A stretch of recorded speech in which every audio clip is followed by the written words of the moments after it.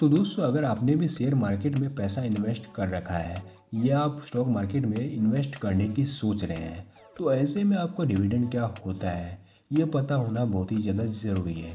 क्योंकि बहुत सारे ऐसे लोग होते हैं जो ये सोचते हैं कि किसी भी कंपनी में पैसा इन्वेस्ट करके हमें सिर्फ तभी फ़ायदा होता है जब कंपनी के शेयर प्राइस की वैल्यू बढ़ जाती है।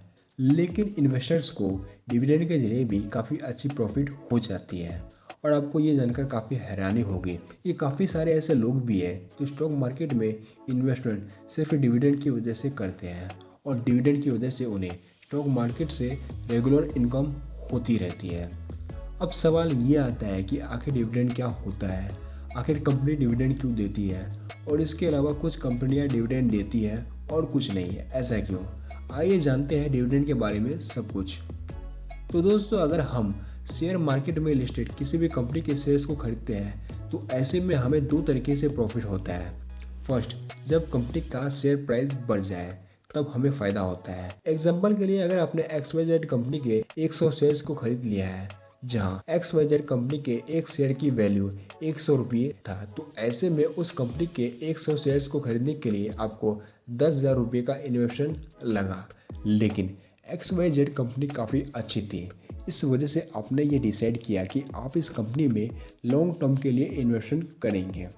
तो आपने एक साल बाद देखा कि XYZ कंपनी के एक शेयर का प्राइस 110 रुपया हो गया है। इस वजह से आपके इन्वेस्टमेंट की वैल्यू 11,000 रुपये हो गई है और आपको 1,000 रुपये का फ़ायदा हुआ है। तो इस तरह से यहाँ आपको जो प्रॉफिट हुआ वो कंपनी के शेयर प्राइस के बढ़ने की वजह से हुआ है। लेकिन शेयर मार्केट में पैसा लगा के सेकेंड तरीके से भी प्रॉफिट अर्न किया जा सकता है, जिसे कि डिविडेंड के नाम से जाना जाता है।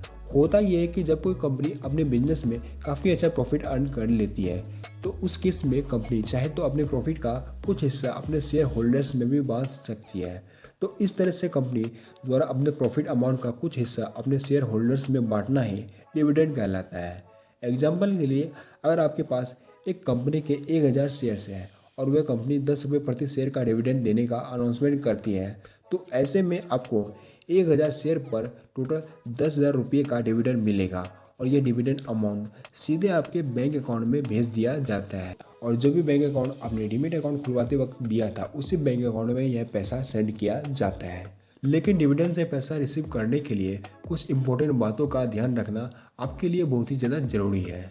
वो ये कि जब भी डिविडेंड की बात आती है तो आपको इससे जुड़ी 4 तारीखों के बारे में पता चलता है। पहली अनाउंसमेंट डेट, दूसरी एक्स डेट, तीसरी रिकॉर्ड डेट और चौथी पेमेंट डेट। तो जब भी कोई कंपनी डिविडेंड की घोषणा करती है तो उसे अनाउंसमेंट डेट कहा जाता है। इसमें कंपनी यह भी बताती है कि वह कितने रुपये का डिविडेंड देने वाली है और इसी डेट के बाद पब्लिक को पता चलता है कि यह कंपनी डिविडेंड देने वाली है। डिविडेंड का अनाउंसमेंट करते समय कंपनी रिकॉर्ड डेट को भी जारी करती है और रिकॉर्ड डेट वह तारीख है जिस डेट में कंपनी के शेयर्स जिनके भी डीमैट अकाउंट में होते हैं उन्हें कंपनी डिविडेंड देती है। तो अगर आपको डिविडेंड लेना है तो कंपनी के शेयर्स का रिकॉर्ड डेट पर आपके डीमैट अकाउंट में होना ज़रूरी है। इसके लिए आपको रिकॉर्ड डेट से 2 दिन पहले कंपनी के शेयर्स को खरीदने होंगे। ऐसा इसलिए क्योंकि शेयर्स को खरीदने के 2 दिन बाद यानी कि ट्रांजेक्शन डेट प्लस 2 डेज के बाद कंपनी के शेयर्स आपके डीमैट अकाउंट में आते हैं। ऐसे में लोगों को कोई कन्फ्यूजन ना हो, इसलिए कंपनी शेयर्स खरीदने वाली इस डेट को एक्स डिविडेंड डेट कहती है।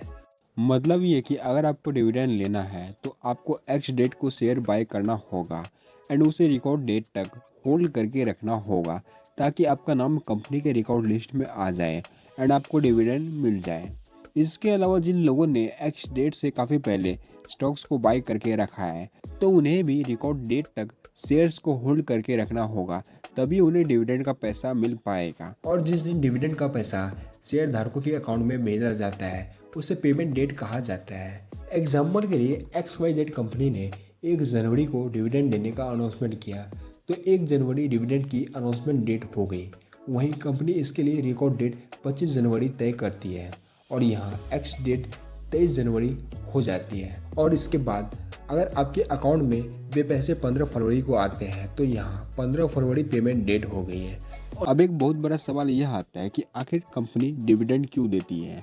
अगर कंपनी के पास एक ऑप्शन है कि वह डिविडेंड ना दे, तो उसे कंपनी की ही ग्रोथ में क्यों नहीं लगाया जाता है? दरअसल जो कंपनियां डिविडेंड देती है वह यह मानती है कि इससे और लोग भी निवेश करने के लिए प्रोत्साहित होंगे। साथ ही जिन्होंने निवेश किया है वह कंपनी में अपना निवेश बनाए रखेंगे, क्योंकि उन्हें नियमित रूप से कुछ ना कुछ एक एक्स्ट्रा रिटर्न मिल रहा है। वहीं कुछ कंपनियां यह भी मानती है कि शेयर होल्डर कंपनी के मालिक ही होते हैं। ऐसे में मुनाफे का एक छोटा सा हिस्सा उन्हें भी मिलना चाहिए। तो दोस्तों, आज के इस वीडियो में इतना ही है। और अगर आप स्टॉक मार्केट से जुड़ी और भी इंफॉर्मेटिव वीडियोस देखना चाहते हैं तो ऐसे में आप हमारे इस यूट्यूब चैनल को सब्सक्राइब ज़रूर करें।